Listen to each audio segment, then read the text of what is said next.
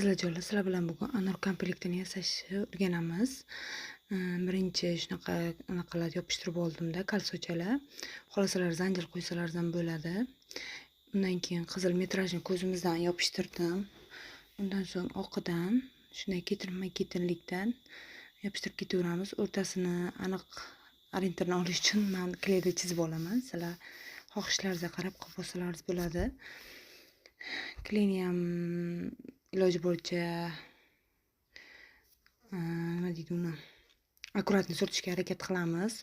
Bo'lmasam chatilib anaqa bo'lib ustiga chiqib qolishi mumkin. Kley toshlarning ustiga chiqib sifatini yomon qilib qo'yish mumkin. Mana tayyor bo'ldi birpasda. Endi o'rtasi ochiq qolmasligi uchun men o'rtasiga shunaqa 3 qator qilib tosh orqasiga metrajni yopishtirib olaman.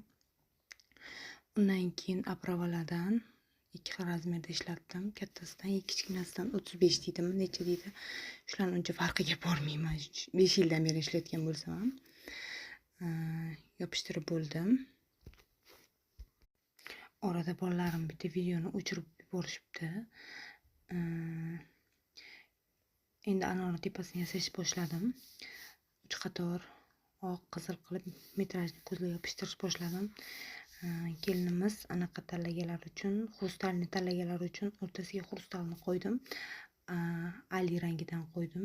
Juda ham chiroyli chiqadi bardovidan ko'ra. Bardovi sal anaqaroq chiqadi. Tilla qo'shimiz oddiyroq chiqadi. Men shu uchun ko'proq qizil rangdan ishlataman. Bularni hammasini qilib bo'lgandan keyin qizlarjonlar shokoldalarni qilaman. Juda ham ajoyib, juda ham bag'ati ko'rinadi. Hozir videoga uncha aniq tiniq ko'rinmayapti. Telefonim ozgina bolalarim tushirib anaqa qilib qo'ygani uchun hali ustaga yetishga ham uspet qilmadim. Shu uchun sizlarga aniq to'liq yetkazib bera olmayman. Mana shokoldalarni qilganlaringizdan keyin rosa ham ochilib, bir ham asal chiqadi. Tilla qoshlaringiz nomer 1 bo'lasizlar. Yana shunaqa videolar qo'yishimni istasalaringiz kommentariy yozib, plus belgisini qo'yib menga obuna bo'lib ketinglar.